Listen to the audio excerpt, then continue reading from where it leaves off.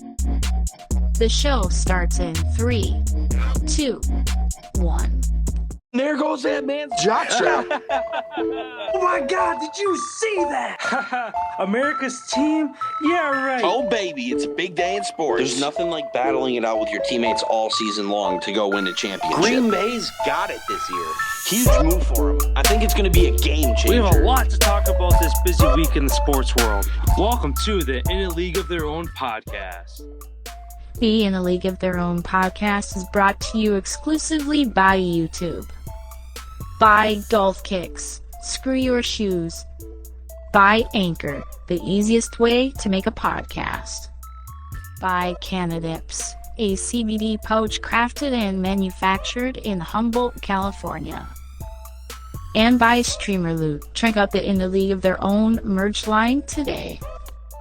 Welcome to the show. Here are your hosts, Austin and Collin. Hello. How's it going, man? Oh, it's going, the wonderful weekend of the vehicle disasters. And Yeah.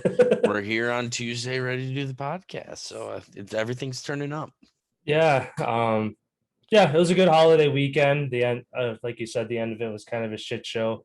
I guess long story short, both of our vehicles took a shit on us on the same day, on the same afternoon, on Sunday, trying to come home from family from the holiday weekend. So still sorting that out, but nonetheless, here we are. Another episode. As always, appreciate everybody stopping in. Make sure you check out all of our socials. You can find them all in the description link below. Instagram, TikTok, Twitter. Anything outside of these episodes every week, breaking news, scores of our favorite teams, usually posting stuff there. Audio for audio episodes, you can check out Spotify, Google Podcasts, Apple Podcasts, anywhere associated with Anchor. As always, 5-star ratings help us move up the charts there. And our merch as well. You can also find that in the link below. T-shirts, sweatshirts, mugs, all that good stuff, and help us rep the pod. And then lastly, here on YouTube, make sure if you're enjoying the content, you hit the like button below and subscribe to our channel, bell notifications, so you know when all of our episodes are posted. And one last thing here, starting on Friday, we will be broadcasting certain episodes on the app Colorcast. We've been offered an opportunity by them. So that is another company that you will start seeing and being tied to us in the future.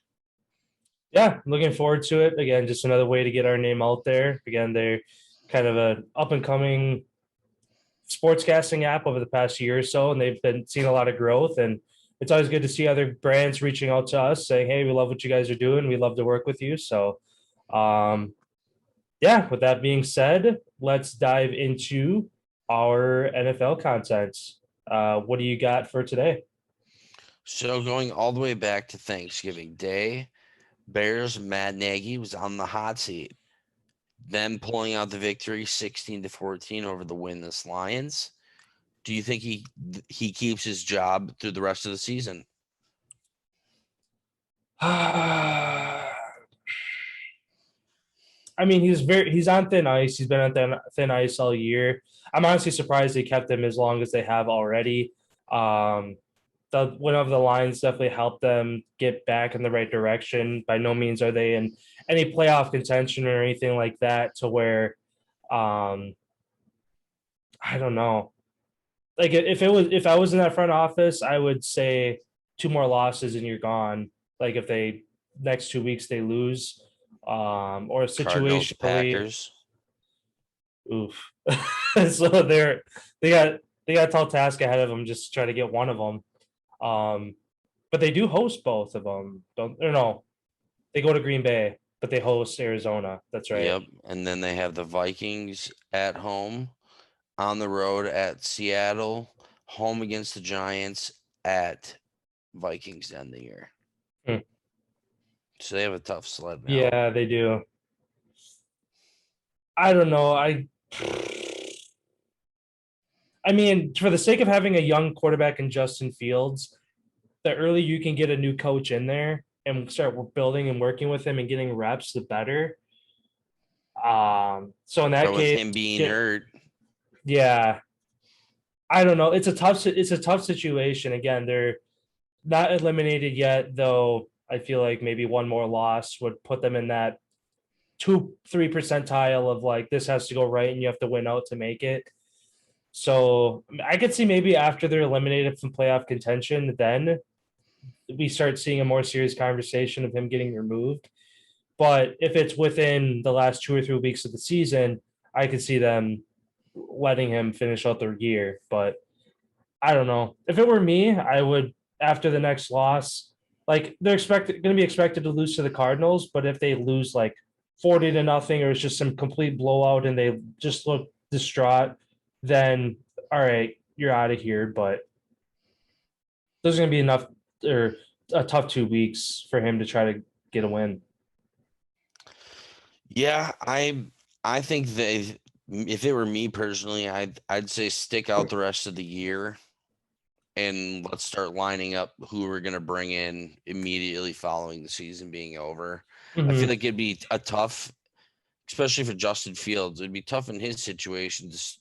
You get in a new guy who brings in his new offensive coordinator and it's completely different plays, different this. It's like then you wasted this guy's full first year for what? Yeah. Nothing. You might as well stick with him, let him continue to get his reps, continue to learn underneath Matt Nagy. And yeah, it's tough sledding, but I think at the end of the year, for sure, he's going to be. I don't see them. It just doesn't make any sense to me to release him at this point in the year. You're way over halfway. You're basically been knocked out of the playoffs for 2 weeks now, almost. Given how separated that NFC is, you're chasing the Vikings. You got to play them twice yet. Which if you lose against the Cardinals and the Packers, it's over anyway. Yeah. You know what I mean? So I feel like they just should let them ride it out and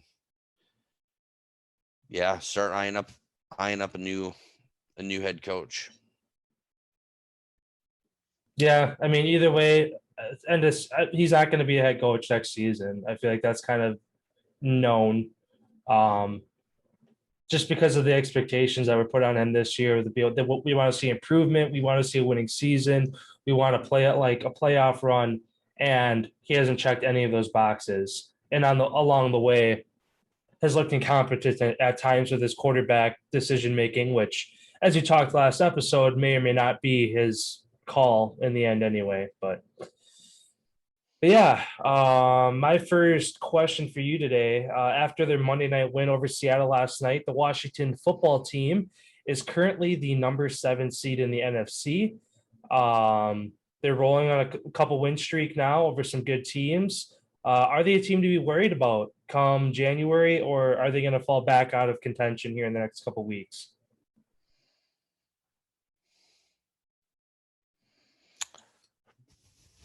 Personally, I feel like they fall out of contention. I still feel the Eagles are still going to rise up out of that division. I see Washington falling. I see them and the Giants both passing this Washington football team here down the stretch. They have a tough slate of games ahead of them, especially these next two are basically, I don't want to say like must-win games, but they're almost must-win games for this Washington football team. They're Giants and Jets, right? Are the next two? Well, no, they have at Vegas. Oh yeah, that's right. Dallas comes to town. Then they're at Philly, at Dallas, home against the Eagles, and then at Giants. So it's like they have a tough game every single week. They're playing a team every single week who's fighting for their playoff life. So they're basically playing playoff games the rest of the way out. And I just don't, with their 2 losses on defense with Chase Young and Sweat both being out for the year, I just feel like that was the biggest loss that team really needed to get down through the stretch of games here coming home. I just don't see them really putting up a fight here these last handful of games. Granted, they are in a 3-game heater. Yeah, against like teams that they were Bucs, expected to lose to, Panthers and the Seahawks. which I think that they were all underdogs in. They were favored against Seattle. Oh, okay. But the other two, they were underdogs. Yeah. And because that was Cam Newton's big homecoming, Yeah. blah, blah, blah, his first game. And yeah, Taylor Heineke outbattled him. It's going to be in his hands, I feel like. If he has one of those games that he has had, 3 interceptions, they lose. If he's a game manager, continues to be consistent like he has been over this last 3 games, nickel and diming it down the field, taking what the defense gives you, not forcing the ball. I mean, your defense, you're riding your defense right now, and that Gibson, your running game, you're riding that right now. And until the wheels fall off, we shall see. But they are playing some pretty good teams coming up. Yeah.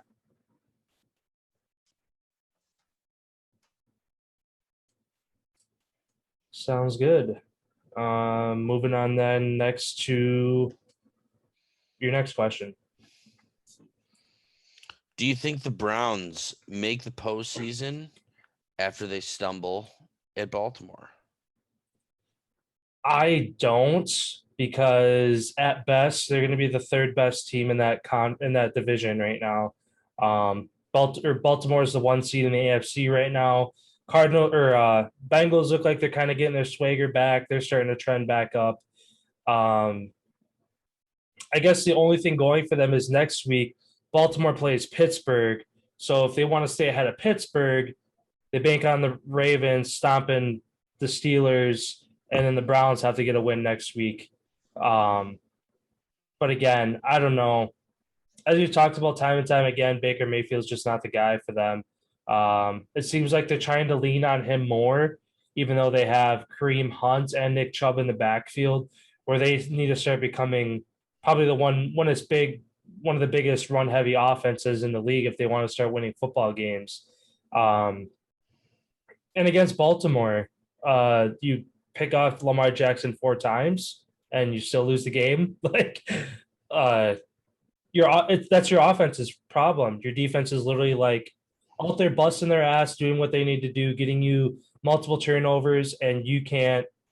If they would have turned those into field goals, half of them into field goals, they would have won that game. That defense turned and looked at Baker Mayfield, Kareem Hunt, and Nick Chubb and said, "What the fuck? Yeah, exactly. We got you 4 turnovers and you couldn't score 1 touchdown." Yeah. Like Kareem Hunt had 20 yards, Nick Chubb had 16. Mm-hmm. Baker Mayfield had 1 touchdown pass. Granted, finally we got to see Jarvis Landry have himself a day, 6 for 111. But other than that, they got nothing going.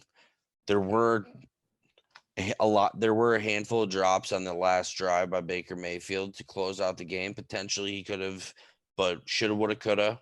Didn't happen. Every time he's put in that situation, like you never see a Browns win. No, yeah, it's always a Baker Mayfield interception or a turnover on downs on the 4th down that they have to do to keep the drive going.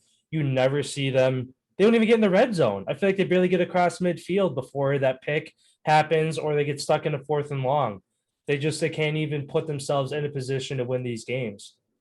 Yeah, they really can't. And their defense is kind of falling off. Don't get me wrong, playing against Lamar Jackson, it's got to be the most difficult quarterback to play against as a defensive lineman because of his escape factor. And that team's in a hole, and they have some tough games coming up ahead of them too. Yeah, I mean, in the AFC North, NFC West is the toughest division in the NFC. AFC North is probably up there with as a whole, I'd probably say they're the best AFC division. Well, actually, that West. I forget about the West. Yep. Yeah. But I guess as far as competition, the AFC North is the closest, I guess is the way to put it. Just with the bottom team and the top team, how close it is. But as these weeks have gone on, the past couple of weeks, you're starting to see a separation of the Ravens to the top. The Browns keep slipping, and the Bengals are kind of hanging on. The Steelers, that one tie, if they're able to turn that into a win, they're right there neck and neck with the Bengals. Yeah, they'd be a game behind the Bengals. Yeah, but Yeah, I don't know. I don't think they're gonna make it just because they're Even though they would be ahead of the Chargers, Raiders, and Broncos right now as far as postseason. what seed are they even in? Are they in right now? As it stands, it is Bills, or excuse me, Ravens, Patriots, Titans, Chiefs. Then the next three teams would be Bills, Bengals,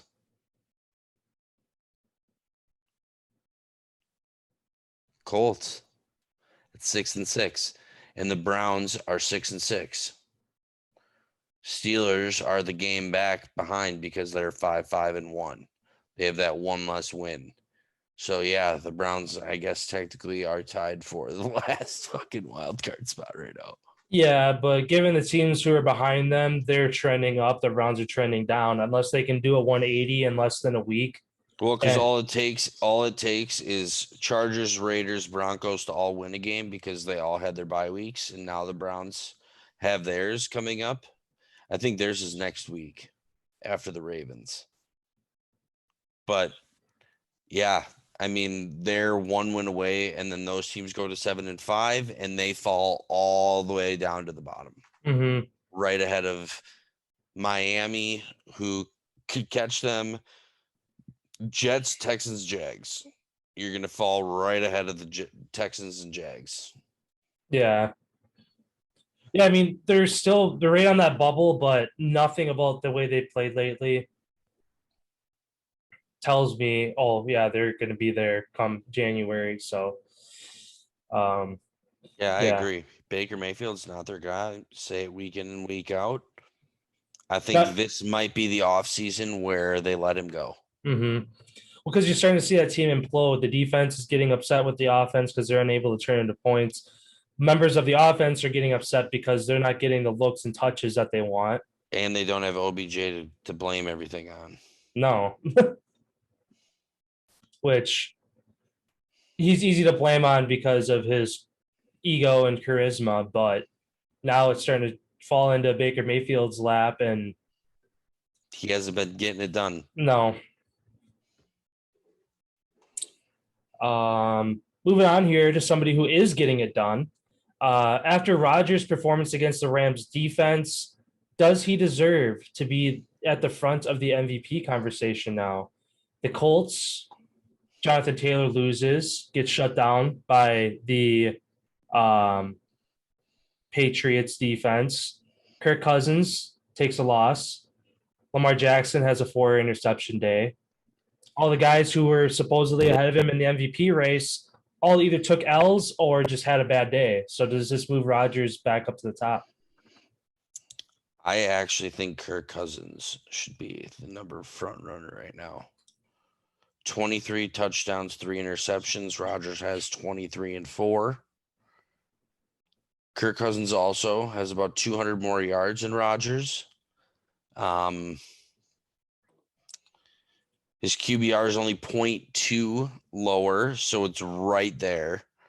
Like he's having a phenomenal year, and just nobody's talking about him because their team lost so many close games. But you have to realize they wouldn't even be in those close games if it wasn't for him airing it out and getting it. Like what he's doing is pretty impressive. And another person who a lot of people I think are sleeping on, Derek Carr, leading the league in passing yards. Granted, he only has 17 touchdowns, 9 picks, but leading the league in yards, and he's already had his bye week. yeah, like he's cruising. Tom Brady, he's in that discussion as well. Mahomes, if he continues to keep lighting it up, like. I feel like Kirk has the opportunity. Rodgers, I feel like the 3 people I would literally put as the front runners would be Kirk Cousins, Aaron Rodgers, Tom Brady, and Jonathan Taylor would be the 4. I'd take Stafford out of the equation, and you could either put Mahomes, Herbert, or Derek Carr for that fifth spot. Mm-hmm. But Jonathan Taylor's in that conversation as well as Kirk Cousins, Rodgers, and Tom Brady.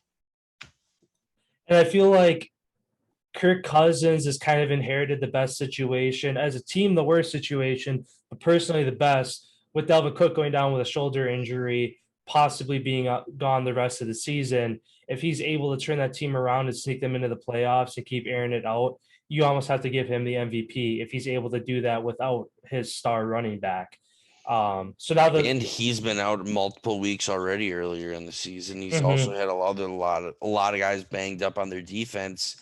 He's had to pretty much carry their team, and he's pretty much done it so far. Him, Justin Jefferson, and Thielen, those three guys literally have carried pretty much this Minnesota Vikings team. And Kirk Cousins, the person who everybody said, kind of is wrote him off because he has failed in those primetime games. He's been shining this year. Whatever the case, whatever they changed in his game, it could be Justin Jefferson now in his second year doing what, really productive. But I think he is the front runner. Yeah, I'd agree with you. I think Rodgers definitely moved up a couple notches this week. Instead of being on that bubble 4, 5, 6 range, he's definitely top 3 now, I would say. Yeah, this next week, I mean, Packers don't play. They're on their bye week. So Rodgers isn't going to really be able to kind of make a statement as far as that MVP race. But given he's right there just a notch below Kirk, if he has a bad game this week, even though Rodgers isn't playing, I feel like that almost moves him up, even though he hasn't played. So it's kind of, or if he lights it up. Or if he lights it up, he puts himself a little notch above Rodgers even more. So because it's all they've in already his had hands. their bye week too. Mm-hmm. Yeah, it's all really in Cousins' hands right now. Again, he's gonna get even more looks with Cook being out now. So again, he's really in the driver's seat to go win this MVP. Yeah, and then you have to put Brady in there just because he's fucking leading the league in touchdown passes at 30. And he's second in yards. He's literally only trailing by 11 passing yards. It's like this guy is having one of his best seasons of his life. And he's playing at the oldest he's ever been. You have to. Yeah. You have to keep him in there. For sure. This motherfucker won't go away. He won't, dude. Like, he literally will not. It's just impressive. And then my last question for you. Matt Stafford throws another pick 6. Rams lose 3 straight. Do they get caught by San Fran and not make the playoffs? Wow.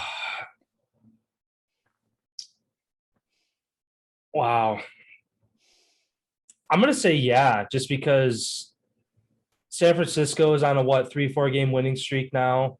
They're really getting that run game going. Deebo Samuel, having him a part of it a lot. 3, but he's out for 2 weeks.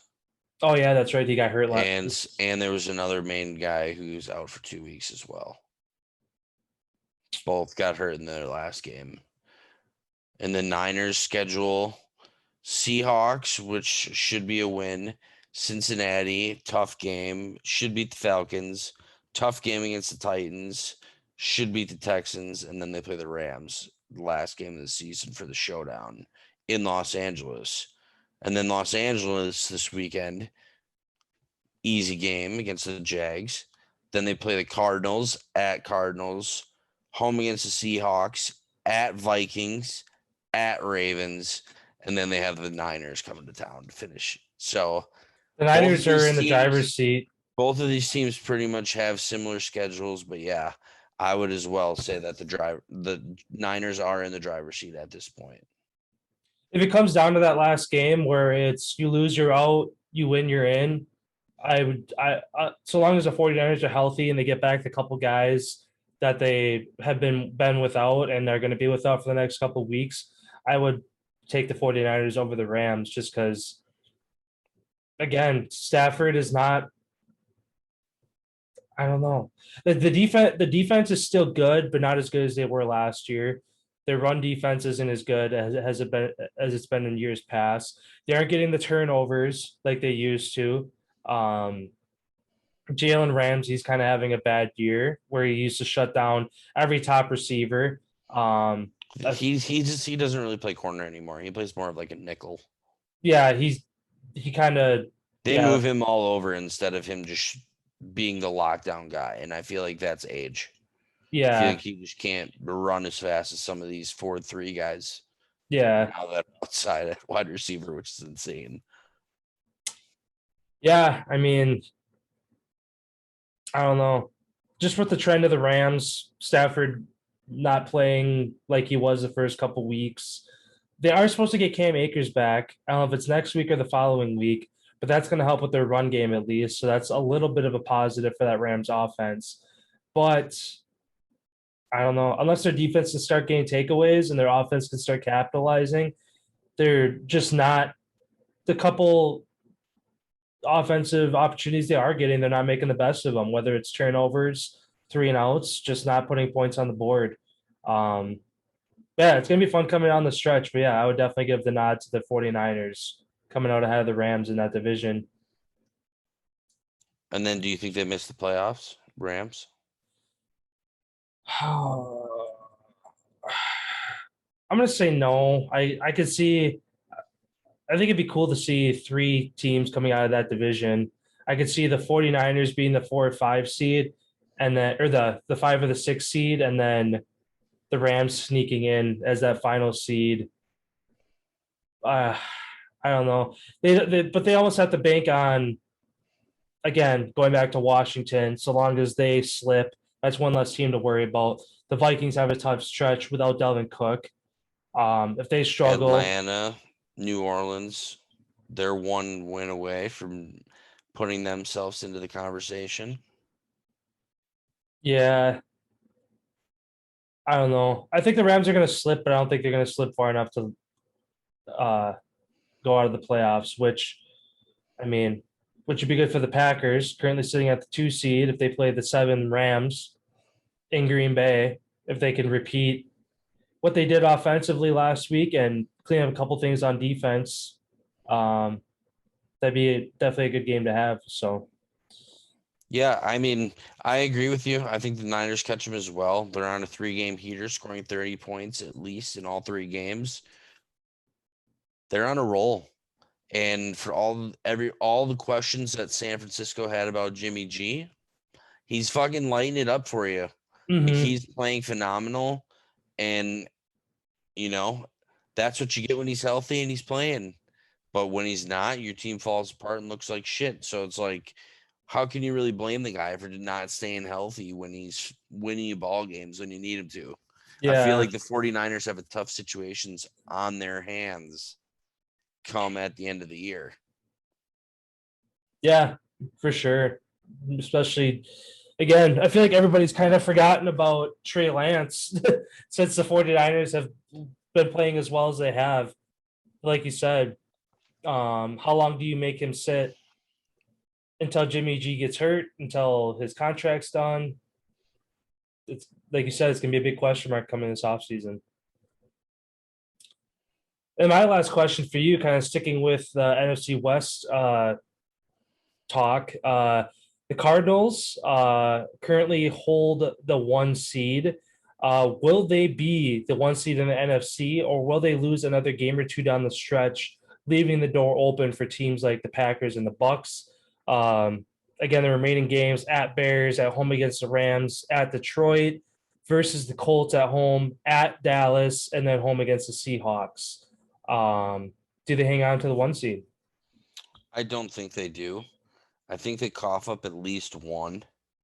And that game most likely to me is going to be the Colts. The Rams are going to play them tough, and the Cowboys are going to play them tough. Also, Chicago Bears at home when it gets cold outside. Khalil Mack's supposed to be coming back this weekend. Akeem Hicks also supposed to be back in the lineup this weekend. That Bears defense, if they find a way to shut down Kyler Murray or he gets hurt for another extended period of time, or Hopkins is out, AJ Green out, if they lose one key piece to their puzzle, I feel like the Cardinals are in trouble. But either way, they have 3 teams who their seasons are going to be on the line: Rams, Colts, and Cowboys. I feel like they cough up at least one, and the Packers have the head-to-head against them. So we would be the number 1 seed. Mm-hmm. I just don't see the Cardinals finishing at the top. I feel like their little skid that they had without Kyler Murray, granted, he's coming back, so who knows how good he's going to be, how rusty is he going to be? Mm-hmm. Does he get hurt? There's so many questions. I don't think they finished as the number 1. I agree with you. And even a team worth throwing in there, again, winless, but they've made a lot of good games close against good teams at Detroit. If it's at Arizona, I think that it's a huge blowout. I think still the Lions are they're not going to be expected to have a chance. But again, a very desperate team. They're very unpredictable. You never know what you're going to get. Again, should be that looking like the easiest game to finish their schedule. They got 3 good chances to win games yet. The Lions? Yeah, Broncos, Falcons, Seahawks. Those are 3 teams that they easily could. You never know what you're going to get out of Teddy, Matt Ryan, and Russell Wilson at this point. Mm-hmm. Because it just real quick about the game last night, it just looked like Russell Wilson didn't want to be out there playing for the Seattle Seahawks. Yeah. It feels like a tide has turned in Seattle. It's the end. It's like the end of time. Mm-hmm. And then I heard rumors potentially just Pete Carroll leave the NFL and go back to college. Yeah, there's some openings there. Russ move out of there because there's 3 teams this next year in the draft. Jets, Giants, and Eagles all each have 2 picks in the first 10 if the season were to end right now. It'd be Lions, Jags, Texans, Jets, Giants, Eagles, and then I forgot who's the last team. But it's teams have some capital to go get a guy, and if Russ was offered, 2 first-round picks by the Bears supposedly this last offseason, is that still on the table? Mm-hmm. How bad does Philly? Is Jalen Hurts their guy? Washington, is Heineke their guy?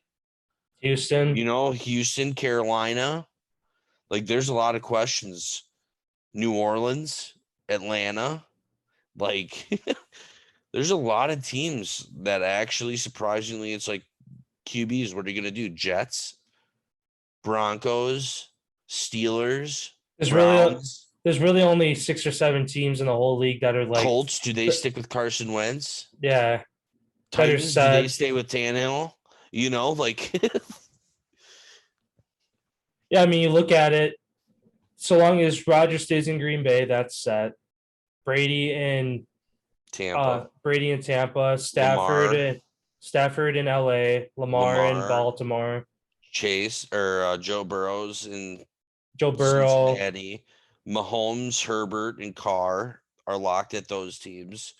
Josh Allen and Mac Jones. Yeah. They're locked with the Pats and the Bills. Dak, he's stuck with the Cowboys. Kyler Murray with the Rams. Okay, so there are more. Is a question mark. Yeah. Justin Fields is a question mark. Goff is a question mark. And then the whole South, besides Tom, all question marks. Mm-hmm. Because you can move on and potentially get somebody better. And this is going to be the offseason with the cap going back up to offer a little bit more money to get a guy. Yeah. For how tight the NFL is shaking up, that's just going to make the offseason that much more important to get that missing piece to put you a couple steps up the ladder the next year. Mm-hmm. Yeah, it's going to be a fun offseason, but I mean, before we get to that point, it's been a really fun season as far as just how close there's just a couple teams that are separating themselves, but again, they're not that far out of reach. So even though they're like 2 steps ahead versus I feel like at this point of the season, it's like, okay, they're 5 steps ahead of everybody else. Everybody's still within reach. I mean, aside from the bottom 5 teams in the league, they're kind of just trying to build some chemistry for next year. But really, there's 20, probably 25 of the NFL's teams right now are all still playing for a playoff spot. Out. Seahawks, Lions. Those are the only 2 teams that are officially out. And then on the other side, Jets, they're out. Texans and the Jags. So you have 5 teams out of 32, 27 teams at week 13 still in contention for the playoffs. Like, this is a great year to watch football. Yeah, for sure. Yeah, sounds good then. Sticking with football talk, moving over to the college football world tonight is the release of the college football rankings. First 4 in, first 2 out. I mean, Who do you got? What's your order? you want me? I'll do the first 4, and then we can talk about the first 2 out. I kind of took like I feel in my head this feels like a little bit of a wild card ranking, but at the same time it makes sense to me. I had Georgia at 1, nothing changed there. Michigan, I have at number 2. Bama 3, Cincinnati 4 is my top 4. I have Georgia 1, Michigan as well, number 2, Cincinnati at 3, and if it were up to me, I would put Notre Dame at the 4th spot. Okay. Yeah, I like that as well. I mean, Alabama just barely winning over Auburn in the Iron Bowl this weekend. That's two or three really close games that they were expected to win by a large margin that they've barely found a way to win. Which coming on the stretch here in college and with these college football playoff rankings, strength of victory makes a big deal. I mean, they dropped from 2 to 3 a couple weeks ago because of how close to the game they have with Arkansas.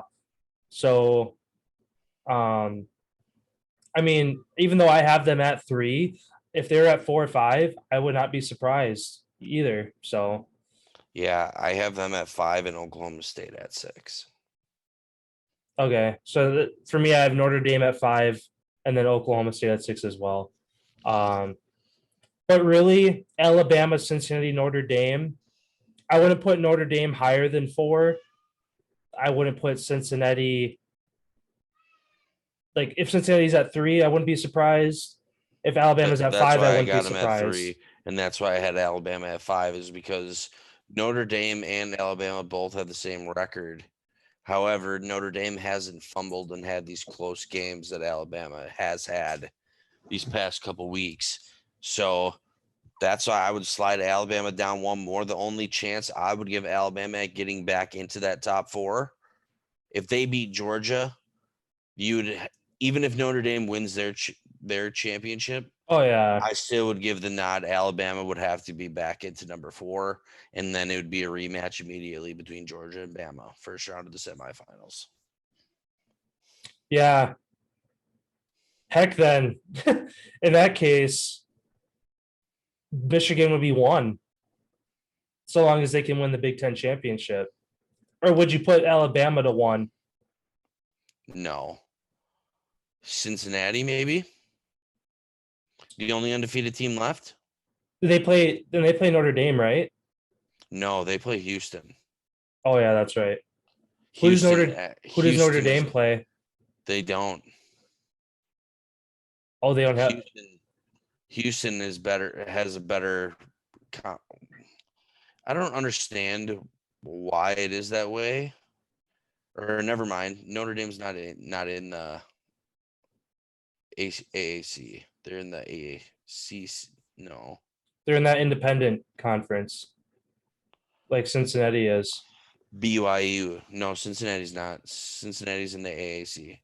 Oh, They're with Houston, UCF, East Carolina, Tulsa, SMU, Memphis, Navy, Tulane, South Florida, Temple. That's Cincinnati's conference. Okay. And Notre Dame's is BYU, Army, Liberty, New Mexico State, UMass, Connecticut. So Notre Dame plays BYU. Yeah. Is that this weekend too? No, it's not.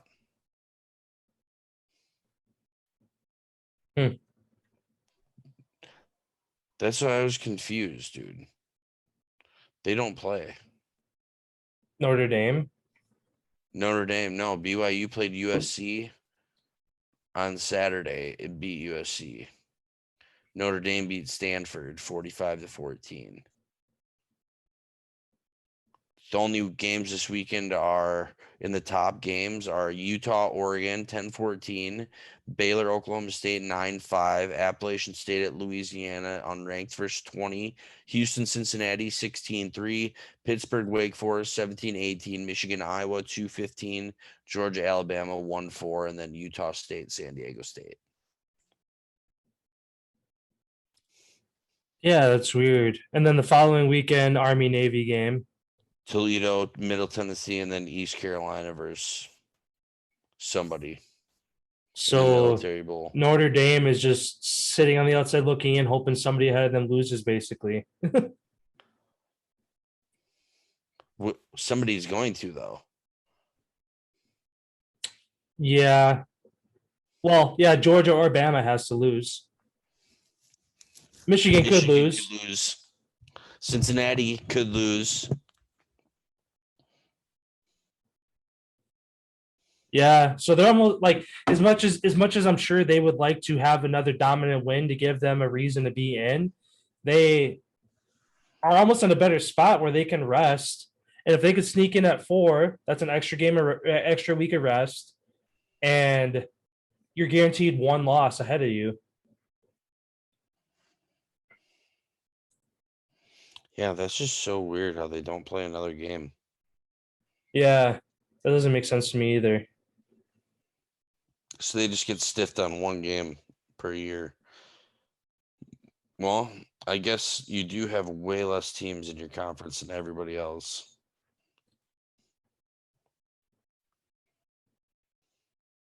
They have 7. Yeah. And every other one has fucking a lot. Well, they should just have it be Notre Dame BYU. Like fuck. Even the Sun Belt's got 10. And their best teams, Louisiana, Coastal Carolina, and Appalachian State. 10-2, 10-2, 11-1.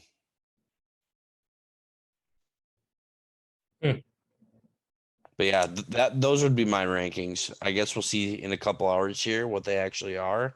I'm excited for that, but I'd give Notre Dame that 4th spot right now.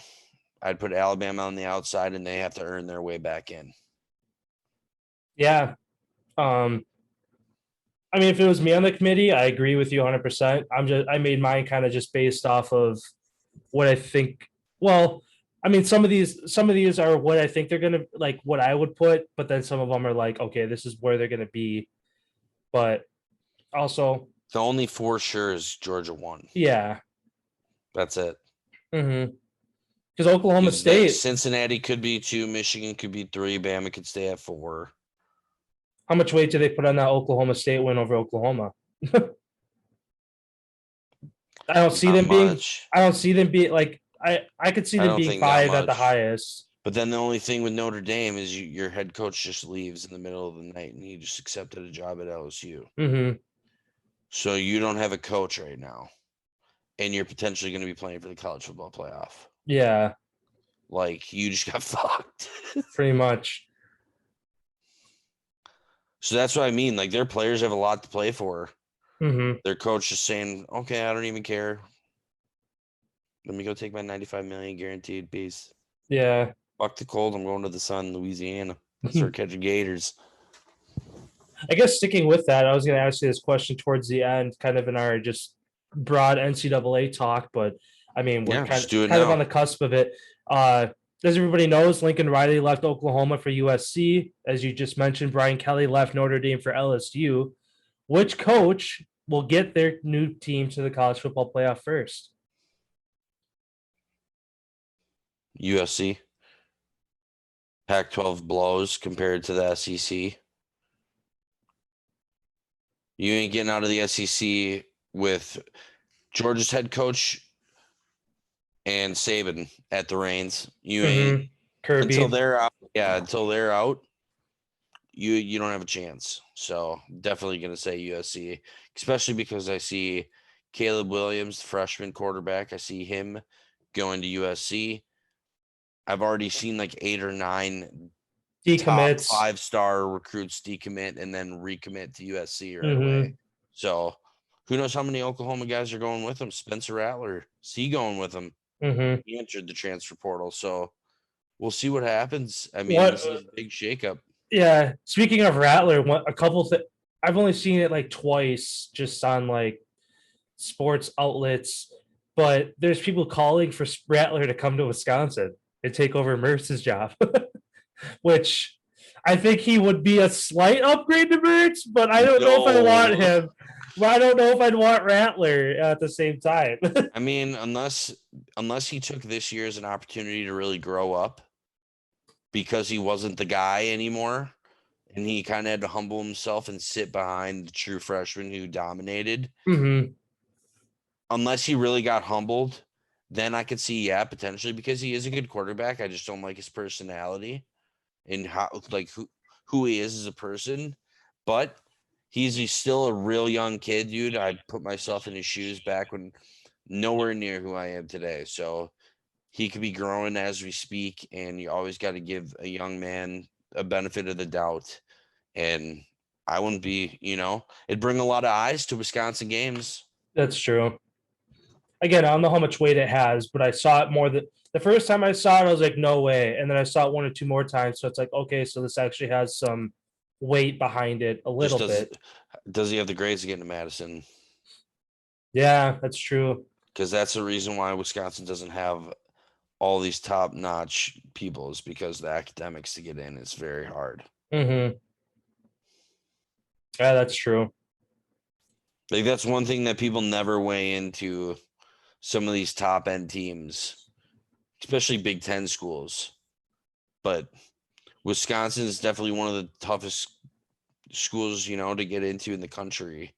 And we're right in the top 25 usually of every single sport. So that just goes to show how great of a university it is all around the board, not just in one area. Yeah. Yeah, I agree. I guess finishing that question, I agree with you. As far as Lincoln Riley, definitely inheriting a better program there at USC. But I mean, like, Lincoln Riley has better chances to win, but Brian Kelly at LSU, if you are able to go to toe-to-toe and get wins over Georgia and Bama, you have, rather than USC having to slowly climb the ladder going through the Pac-12 to make a name for themselves, LSU is, being in the SEC, 1-2 big wins from boom, jumping from all the way at the top. So it's a high risk, high reward, where for Lincoln Riley, you have an easier path ahead of you, I guess, is the way to look at it. And going to LSU over Notre Dame, it's about the same of a trade-off as far as, like, I actually would prefer Notre Dame probably over LSU. Yeah. LSU, it's tough shooting down there. Yeah. The recruiting, you're fighting all these top-end recruits who are sitting at the top of the board. And is LSU above Notre Dame? No, I don't think so. So, yeah, your recruiting class is going to be down the pipeline a little bit, especially with all the moves. And they're saying, what's his name for Cincinnati's coach might end up taking the Notre Dame job. Luke Fickell might end up taking that job at the end of the year. TBD, but that's rumor right now. Yeah. One thing that's weird too which instead of shutting down the question, he kind of left it open. Was Cliff Kingsbury was asked about the Oklahoma job, and rather than shutting it down, he was like, "I'm just focused on this. That's a question that I'd be like, I'll answer later." Where you think as an NFL coach, best team in the NFL right now, record wise, and like just where you're at, you'd shut that down and like almost take a Mike Tomlin approach to it, take an insult to it. But he like left the door open as if like he's entertaining it come end of the season. That'd make no sense because he sucked in college as a coach. That's why Yeah, he at got Texas booted out. Tech. Yeah. Yeah, that's why he left. It's because now he's finally got a young group of guys, which is basically like a college team, sprinkled in a handful of really good veterans. He seems like it's coming around finally in Arizona. I don't see. Yeah. There's also another thing, Urban Meyer, about the Notre Dame job back in 2008. He said that was his dream job of any job, and reiterated it on yesterday. When he got asked about it, he's just like, it always has been my dream job. Does he say fuck Jacksonville? I would. You probably get paid more too going there. Oh, yeah. And guaranteed money. Mm-hmm. You don't even gotta work for it. You're replacing Chip Kelly, who does what? When's the last time they've been doing a college football playoff? Manti Te'o? It's been a while. So middle of the road, 6-5, getting paid $95 million, just like what's his name at Penn State? Franklin. They signed him to a $95 million Yeah. deal. It's like, congratulations on going 6-5 every year. Give me that check. I can go 6-5. Yeah. No kidding. But yeah, then let's hop over into the NBA. First question.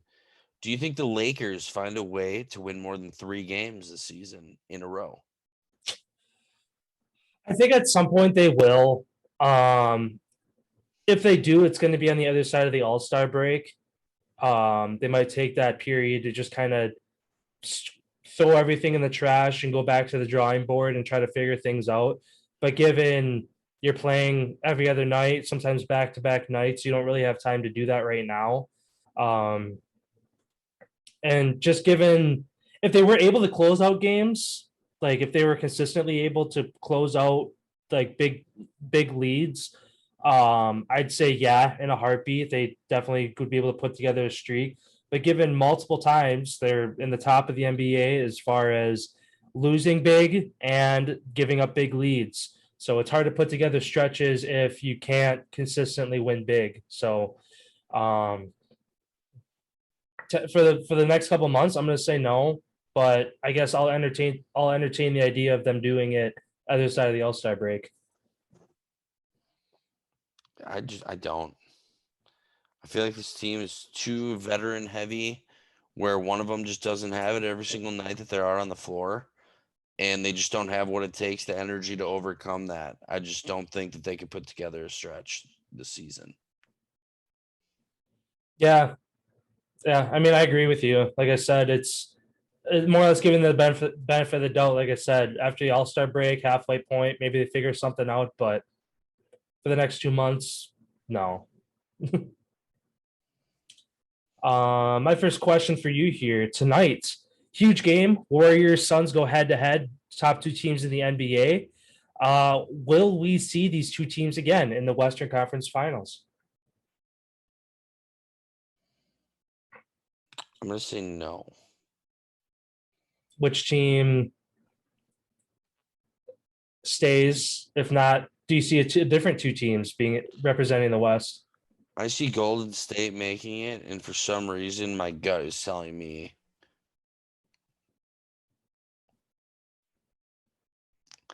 as shocking as this is going to be to say this, I have a feeling that it's going to be the fucking Clippers.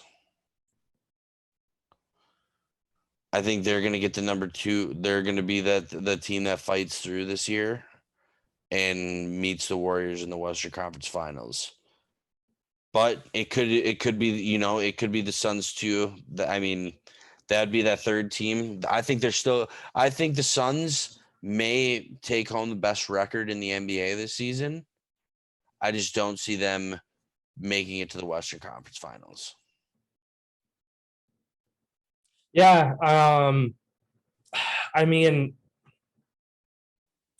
I don't know. Like, no, they're on a 16-game win streak going into tonight. So after starting 1-3, they're now 17-3. So nobody's been able to get in their way, really. They've had a couple close games, but they've found a way to win all of them. But yeah, I'm gonna agree with you just for the sake that I think that they're gonna go cold eventually. This is the kind of run you want to be on in April, but they're having it in November. So yeah, but in the NBA too, though, you have one hot month like that, you're guaranteed the playoffs. Yeah. Well, yeah, I think that they're going to be, I could see them being a top 3 seed, but like I said, they're going to get figured out. They might be guns blazing too much to begin the year. They're going to have injuries. They're going to have fatigue, slow down. I think the Warriors, Suns are favored by 2.5. I got the Suns. Want to put $5 on it? Let's do it. Yeah. Are you going to give me 2.5?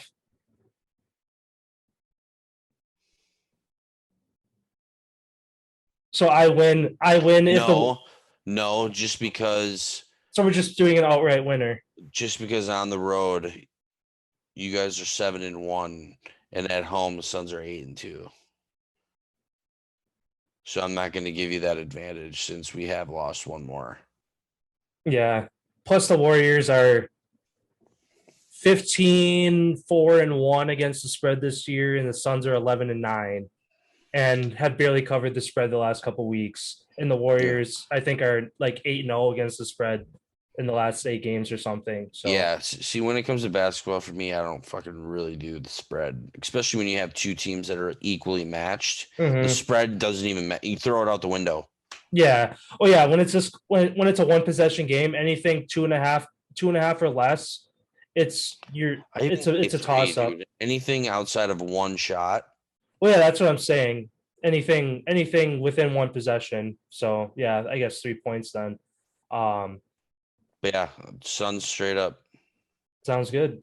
Yeah, I like the Warriors in this one, but yeah, it'll be a fun game to watch regardless. I think 9:00 tonight is when that one's kicking off. Yep, TNT, primetime live action. Sounds good. My next question and last question for the NBA. Do you think the Milwaukee Bucks have what it takes as a team to make another title run this year?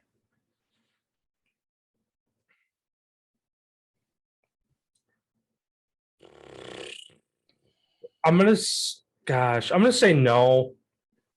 I think they're gonna make another deep playoff run. I could see an Eastern Conference Finals appearance again with the Nets. By that point, I could see a potential Kyrie return to where they need that extra piece, whether he gives in and gets vaccinated or he gets an exemption from the city of New York or the city of Brooklyn to be able to play. I don't see the Bucks going through a healthy Nets team this year. I mean, I don't know. Yeah, I'm gonna say another Eastern Conference Finals appearance, but the Nets are looking too good right now. I mean, in a couple months, if the Nets are looking shaky, they got injuries again, and Bucks are rolling, then obviously it can go the other way. But currently, as it sits right now, the Bucks are doing well. They're on a little bit of a streak. They're kind of figuring things out. Yeah, but right now, I think the Nets are still the team to beat out of the East. I'm going to disagree, and I'm going to say the Milwaukee Bucks are going to be that team in the NBA Finals again this year. We're still adjusting to the team that we have now compared to the team that we had last year and the couple missing pieces that we lost. DiVincenzo's still got to get back after missing all that time. I feel like we're almost clicking right now, kind of like how the Suns are. We're about to put on a nice little stretch run here, solidify ourselves a nice little lead. at that 5th spot and kind of solidify how every single year it's the first 5 and the rest basically fighting it out. I feel like this first 5 is going to solidify themselves here over the next few weeks. And I really see us beating. They ain't going to have Kyrie, I don't think, this year. And that's going to come back to hurt them, I think. And honestly, I don't even think it's going to be them that we're going to face in the conference finals. I think it's going to be the Chicago Bulls. Yeah. I feel like eyes are so much right now on the Warriors and Suns, kind of just what they're doing in the West. That the East is kind of having nobody's talked about the Nets, Bulls, Heat, Wizards, or Bucks, who all are doing really good. Yeah. So, I mean, obviously, as a Bucks fan, hopefully they make it the distance, but I don't know. I want to say they're going to be complacent either, where they're going to be like, "Oh, we won a title," to where like that extra push isn't going to be there. But I don't know. Like I said, in a couple months, we'll obviously circle back to this conversation, depending on if the Bucks are looking like the best team in the East, or if they're going to be sliding, or if they're going to be kind of stuck where they're at. So we will see. Yeah, tomorrow's a good test against the Hornets. Yeah.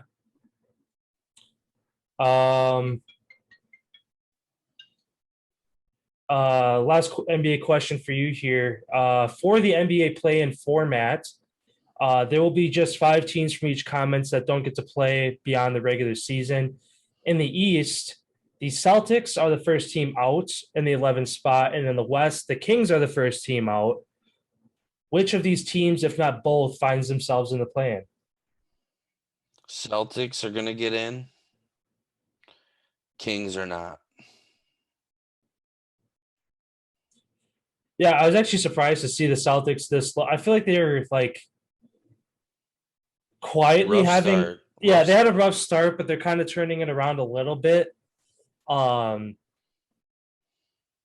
yeah, I mean, if obviously you want to be in the top couple teams right now, but if you're the Celtics, kind of one of those teams on the outside looking in, but know that you can play at that top level, you have teams ahead of you to look at and be like, all right, this is who's next. We're so many games back. Let's put together a stretch. Okay, we passed them. Let's move up another notch to where they could keep moving up. But when you're at the top, you can't really move up any farther than the top. So, yeah, I agree with you. I think the Celtics would be the team out of those two to make it in right now. And the rest of those are really the only 2 teams kind of worth mentioning. The rest are way too far behind that unless they have an epiphany. Spurs still got a shot. Yeah. I guess they'd be the only other team really worth mentioning, but the rest of them are just too far out of it to really make any noise at this point. Yeah, agreed. Sounds good. Moving over to the ice then. What do you got over there? Who's going to be the first team to clinch a playoff spot this season? So there's a lot, like looking at the Metro, really like a lot of great teams there. Over in the Pacific, the Flames are having a great year. The Oilers doing what they're doing. And then looking over in the East, Panthers had a great start. Leafs kind of slid into that first spot in the Atlantic, in the East. And then back to the West, the team that I think is going to clinch the first spot, the Minnesota Wild. Kind of looking at the Central right now, they're the only team really making a lot of noise. They have a 4-point lead right now over the Blues. The Avalanche, who are kind of an early season favorite, are really the only team that was expected to be up there with the Wild as far as making a run in the Central. But I don't know. I just think the Wild are really kind of separating themselves right now to where they're going to clinch the first spot in the playoffs this year. I'm going to stick with you in the West there, but I'm going to disagree, and I'm going to go the Edmonton Oilers. I think they're going to be the first team to clinch this year, just like I predicted them to be the first team to get to 20 victories. They're well on their way there, being 2 games yet still behind pretty much everybody else. And they're only 1 win behind the Toronto Maple Leafs, who have 3 more games played than Edmonton at this point. So Edmonton and Carolina, I feel like those 2 teams are on a crash course to finish first / clinch that first spot. But I'm going to give it to the Edmonton Oilers just because bottom of that division, you have Seattle and Vancouver, where if they end up falling off too early, you could have the playoffs clinched real quick. Mm-hmm. Yeah, I mean, they're the Oilers kind of sitting in that second spot in the Pacific, even though they're constantly in the highlight reel and doing what they're doing with Draisaitl and McDavid. I think they're being slightly overlooked to where they're playing really good hockey, and like you said, they're have one or 2 games less played than most of the league, so they have an opportunity to kind of leapfrog the Flames with those extra once they get caught up with those games. So yeah, I could definitely see them being the first team to do that in the Pacific as well.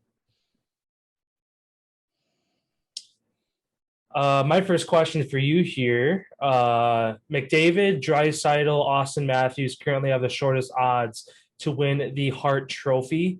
Ovechkin is sitting 4th. Does he deserve to be higher in the list, given that he has had the most goals through 22 games in his career with 19, and he's also 2nd in points, 5th in assists? Do you think that he should be moved up a little higher, or do you think that he is kind of good where he's at right now? I was just curious, what were the odds that you saw for them? Because the ones that I'm getting is Connor McDavid's the leader, Nathan McKinnon's 2nd, Austin Matthews is 3rd, Nikita Kucherov is 4th, Pasternak's 5th, Draisaitl's 6th, Ovechkin's 3,500 odds. He's down there like 15th or 16th. Oh, okay. I don't remember where I pulled it from.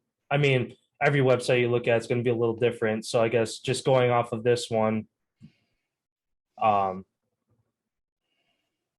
mean, McDavid, Draisaitl, Matthews are kind of, I feel like the 3 names that are constant in the top of everybody's odds list. But I guess in the case of the odds you're looking at, with Ovechkin being even lower than the one I was looking at, do you think that he should be higher?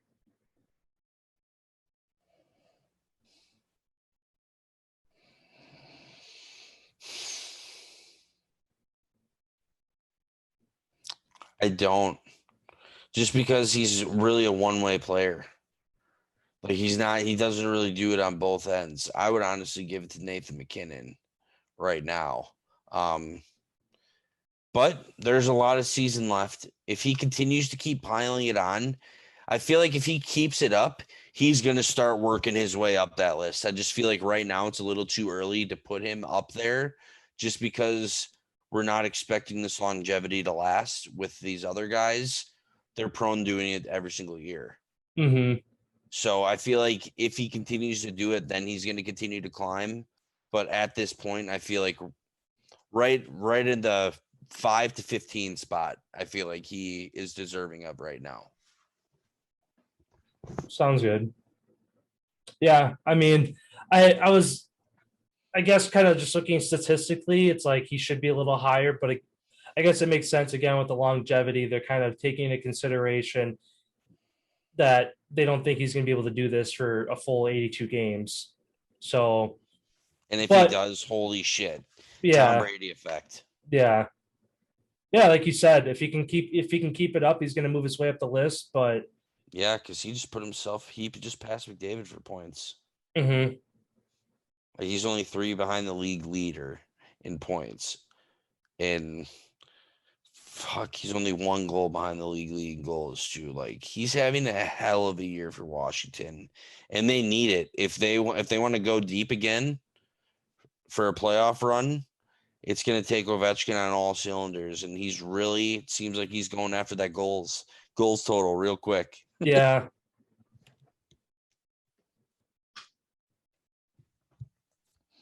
So then my last question, this is a two-parter. Who do you think finishes the season as the President's Trophy winner with the most wins and points? And second, who brings home the Hart Trophy as the most points in the NHL? Last year, when we did kind of a bracket challenge, I was super heavy on the Oilers, and this year I'm still kind of in that same boat, just because they have. And it's the Art Ross. The Art Ross is the most points. For most points? Yeah. Okay. Because the Hart is basically just MVP. Yeah, correct. But yeah, I guess I'm still sticking with the Oilers. As far as having the most team points. If there's another team that I kind of maybe lean on for a close second, would be the Capitals. Right now leading the Metro with 33, and I think leading the league. I don't know, the Pens have 5 as well, and the Flames have 5 overtime losses. So where if they're able to turn those into regulation wins, they'd be even farther ahead in the Metro. So yeah, but if they turn those into regulation losses, they're even further behind. Yeah, that's true. That's true. Yeah, so I guess that does go both ways. So yeah, I guess that kind of makes a case for there's the opportunity that they could have more points, but also they could have less points. Where, again, looking back at the Oilers, they have no overtime losses, so they get it done in regulation on a regular basis. So yeah, I'm gonna stick with that. They're gonna lead the league in points this year, and probably have the best record as well. I'm going to go with the Toronto Maple Leafs. I think for some reason they're going to finish with the President's Trophy, and I feel like their curse continues and they get knocked out of the playoffs early. For how shitty they started, they really pulled it together. They're 9-1 over their last 10. Like, they've really put it together as of late, but they're expected to with that team that they have. Expectations are going to be so high on this team to continue this all year long. I feel like they're going to do it during the regular season, and they're just going to choke in the postseason once again. And then for most points, as a player,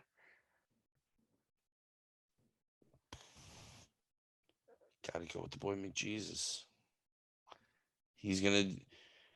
He'll turn on the Jets and he'll catch everyone. Mm-hmm. Where it almost seems like where the fatigue sets in for other teams, he almost goes backwards. He's just got to stop passing it to Draisaitl and doing it himself. Yeah, that's true. Just kidding. That team, I hope that team, they're my Stanley Cup pick. I hope they do, like, they share the puck or whatever, but that was just a joke. Yeah.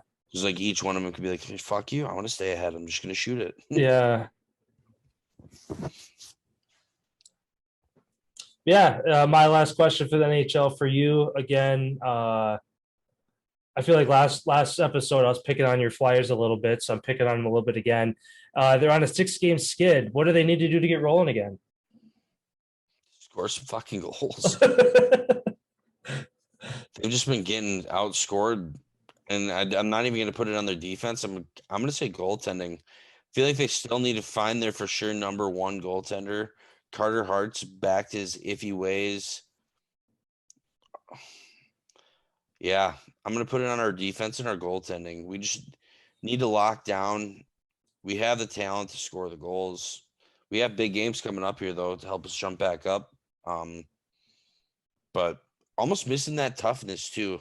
I haven't seen that toughness once out of the Flyers at all this season, of just like grounding and pounding teams like I've been accustomed to watching them my whole entire life. Kind of seems like they're a little bit soft this year, and maybe that's going to be a big trade that we make for a tough guy to come over. I mean, I could see us bringing Wayne Simmons back to town from Toronto if they ever want to let him go. Yeah. I mean, it was funny. Like right away, your first answer is you got to score more goals. I mean, I've only watched a couple Flyers games myself, like this year, but usually it just kind of browsing around, looking at scores and stuff. It seems like it's just a lot of lopsided. What's their even differential right now? I feel like I think they're negative 18. Yeah. Minus 12.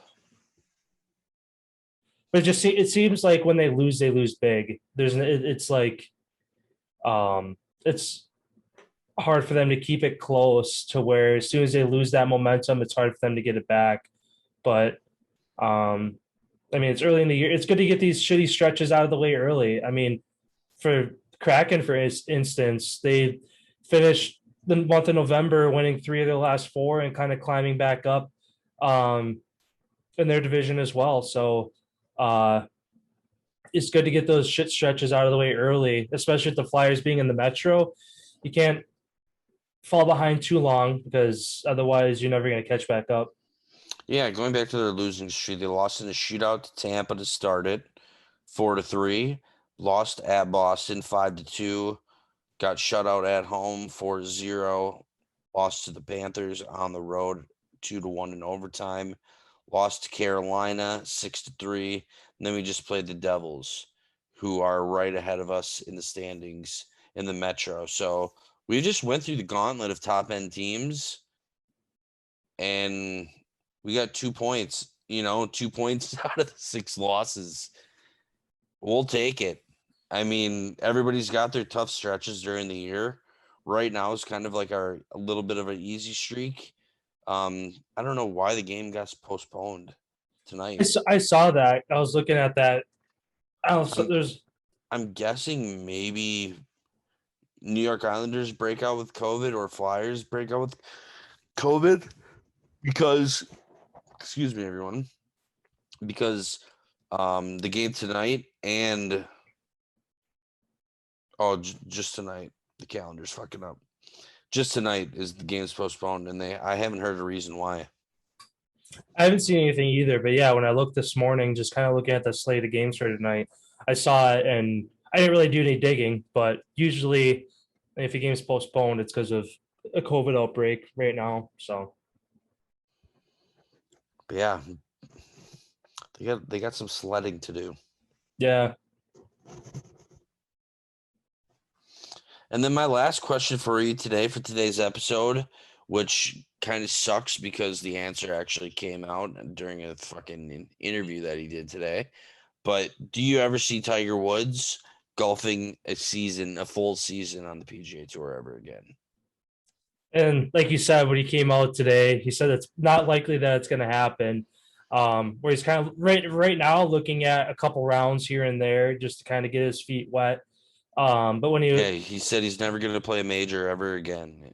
Yeah, when he was asked about, you're going to have Augusta return, a U.S. Open return, anything like that, he said basically, 1, I'm lucky to be alive, and 2, I'm lucky to still have my leg. So I'm just taking it a day at a time, basically. So just to see that couple second clip of him back out on the range was like great to see that even. So obviously it'd be a hell of a comeback for him to come back in a major.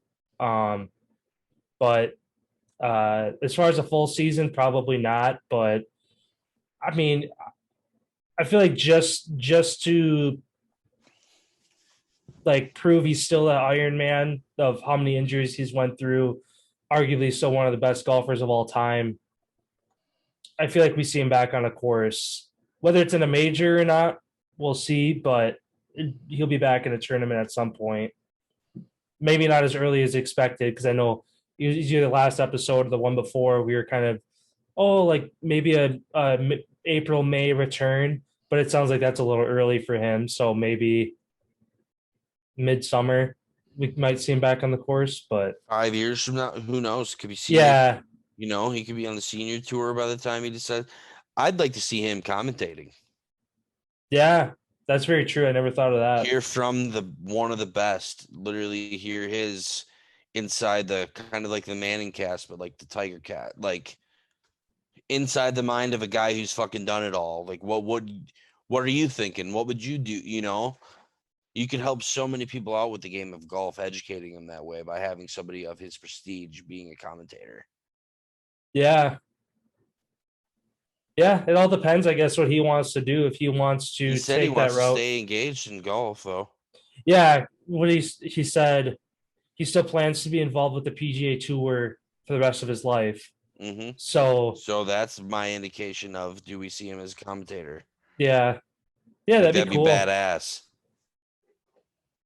Or even just for the like the ceremonial like first tee off, like how they have like they've had like Jack Nichols and some of the old like who just passed away yesterday. So old a golfer. He was the first African American to play on the PGA Tour. I can't remember. It's something with an E. As soon as you say it, I'm gonna know, or I'm gonna be like, yeah, that's it. But Charles Luther Sifford. No. Was the first African American to play on the PGA Tour. Maybe it was a major. And he died in February 2015. Oh, yes, that wasn't him.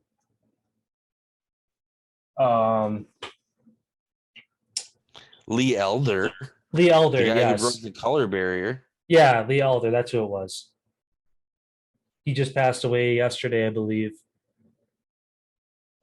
Yeah, he was the first guy to play at the Masters. Masters, okay. Mm-hmm. I knew it was a first of something. But yeah, as far as like older guys like that, how they have like a ceremonial first tee off in like those majors, I can see Tiger doing something like that as well. Yeah, and then my question for you, closing out today's episode, been a lot of signings going on around the MLB with free agency. Supposedly, late Wednesday, they're expecting a lockout. And once a lockout happens, no free agent signings can happen. So there's a lot of guys who are trying to find who they're going to be playing for come spring training. So there's been a lot of signings happening. One of the biggest moves, Max Scherzer signed with the Mets for a deal that is more than some franchises have for their whole team. It was just another blockbuster signing. Do you think them signing him is enough to get back to the postseason? Again, looking at kind of the 2021 standings, they finished with a record 77-85, 11 and a half games back in the East. Is he enough to kind of right their wrong, at least in the bullpen? I don't think that's what it takes. It's going to take more than just that. Especially because they had Javi Baez. He signed with Detroit, so they don't have him anymore either. So that's another spot to kind of fill.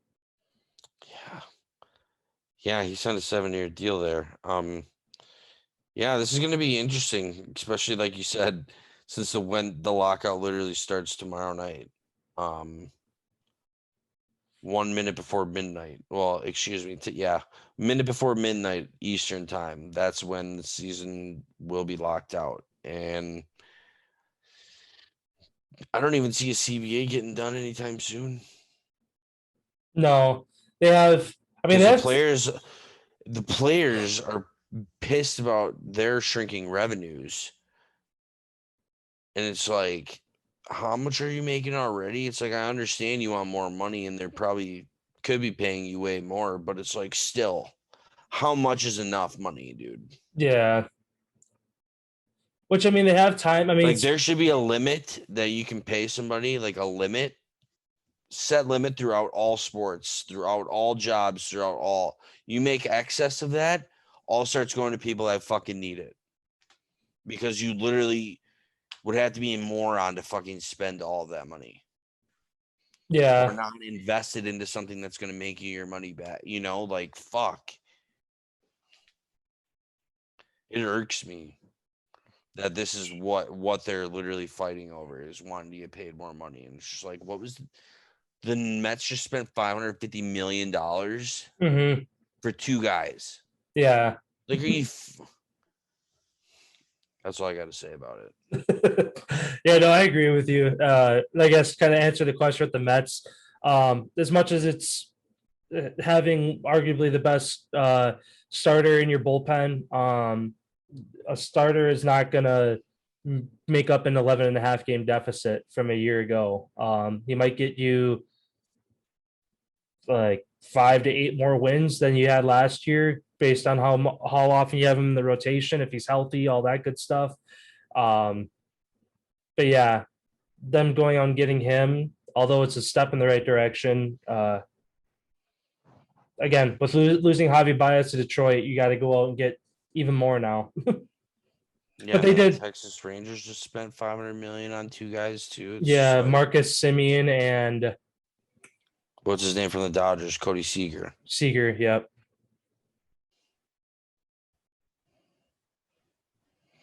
But yeah, once the lockout starts, teams are kind of fucked. Mm-hmm. Or these players who are free agents, like free agents, no trades, no baseball activities. Sitting at home, like can't do shit. That includes all baseball facilities shut down, can't go train there, can't do nothing. Mm-hmm. And your checks aren't coming.